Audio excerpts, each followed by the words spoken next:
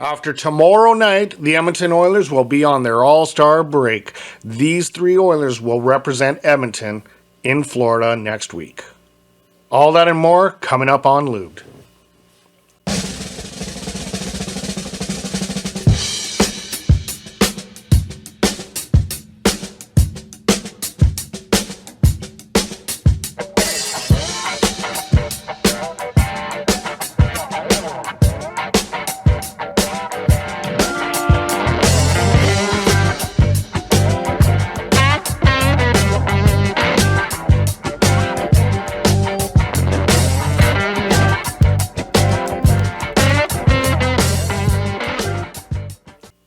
Welcome back to the channel, guys. My name is Gene Edwards. You are watching Lubed for January the 27th, 2023, as the Edmonton Oilers get set to play their last game before the NHL All Star game next week in February.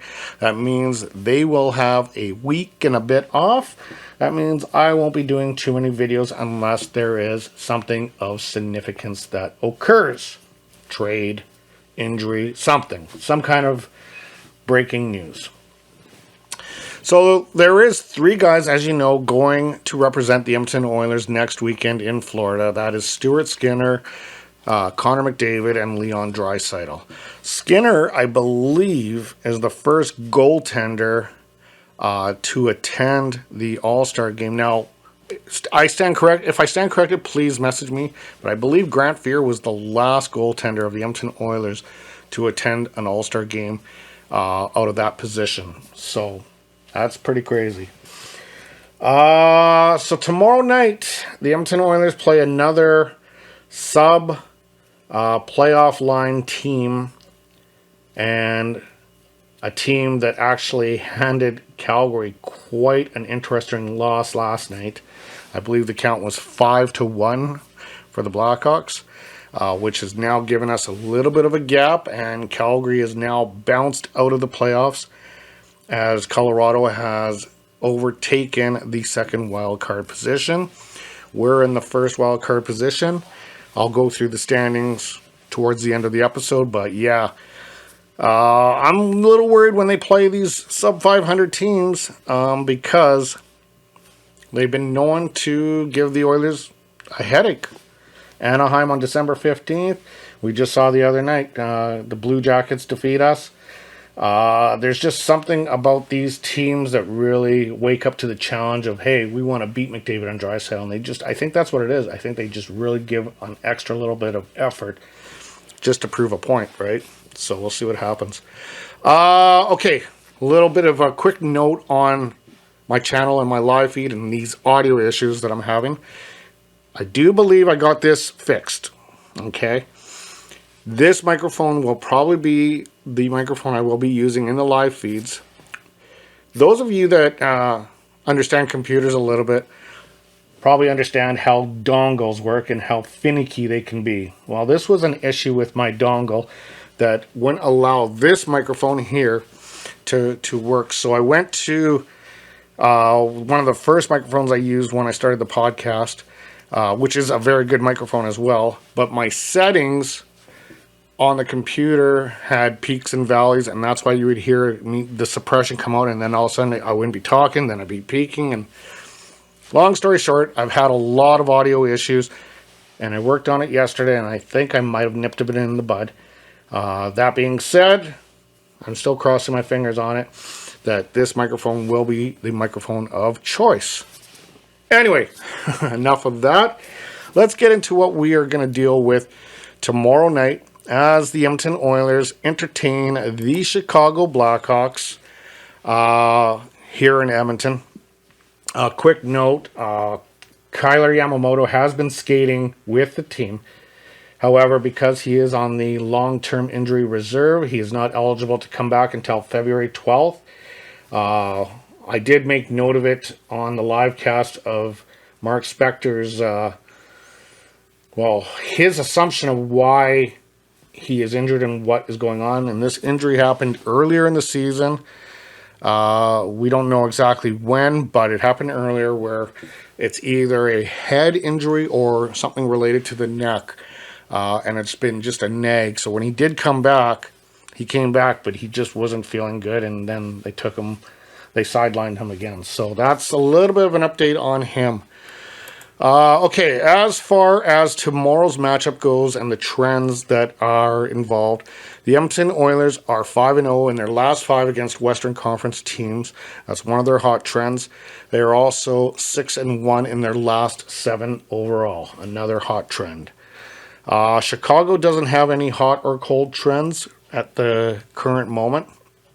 However, as far as head-to-head, there is 2 hot trends, and they're both based on the under and over. So those of you that like to gamble on that, they're both aiming towards an over, as the over is 9-2 in the last 11 games and 5-1 in the last 6 meetings in Edmonton.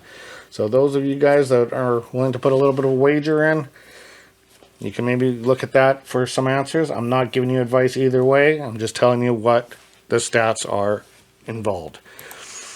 When it comes to the head-to-head matchup between these two teams, this is the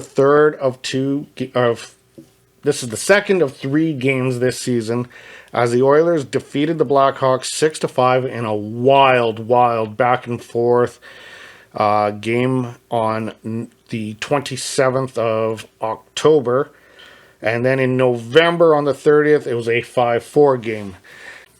Chicago could definitely be one of those teams that are in the Bedard race, and may very well land him. As far as injuries goes, Tyler Johnson, Alex Stalock, and Jonathan Toews.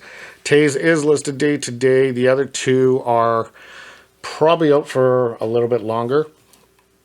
And for the Edmonton Oilers, it has Evander Kane out for personal reasons, but I heard today he is back, and it will be the one and only game that he plays this season wearing the Retro Reverse 2.0. And I'm banking a win. And that would just be the highlight story. The one player that did not lose wearing that jersey, Evander Kane, whereas every other player has lost, because they have not won yet wearing that jersey. And I have a new theory on it. It's just such an amazing jersey that the Oilers were just distracted with it. That's my theory. And their concentration just wasn't there. But anyway.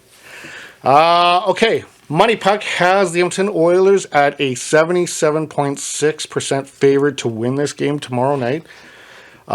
Which is, I would say, is probably pretty accurate. That being said, we also know that the Edmonton Oilers seem to struggle with these sub-500 teams. So we'll see what happens. All right, guys, let's break down the head-to-head comparison going into tomorrow night, as the Chicago Blackhawks have a record of 15-28-4. Meanwhile, the Oilers have a record of 27-18-4. Their away record is 6-12-2. Our home record is 12-11-3. In the last 10, Chicago has a record of 7-3. Meanwhile, the Oilers have a record of 7-1-2. The goaltenders that they have picked is Peter Mrazek, a 5-12-1 record with a .389 save percentage and an .888 save percentage. 389 goals against average, and a .888 save percentage. No shutouts. Stuart Skinner has a record of 13-10-3 with a .292 goals against average and a .914 save percentage. So, yeah, the edge of the goaltenders goes to the Edmonton Oilers on that. And the way they are playing defensively now, with Desharnais really being a good stay-at-home defenseman, I really like what he is bringing to the table. I really, really do.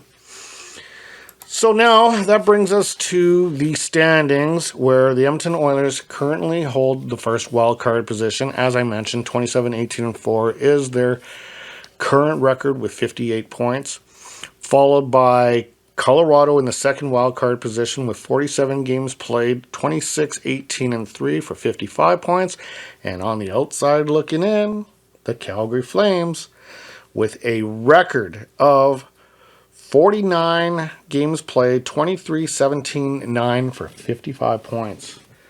Wow. If Calgary misses the playoffs, I'm going to be I'm going to be kind of surprised because they were able to bounce back pretty decently. Anyway, guys, those of you that are watching this for the very first time and like the content that I bring you, feel free to hit that like, share, and subscribe button. Those of you that have been with me through thick and thin, as always, stay healthy, stay happy, stay hydrated. We will talk soon. Have a good night.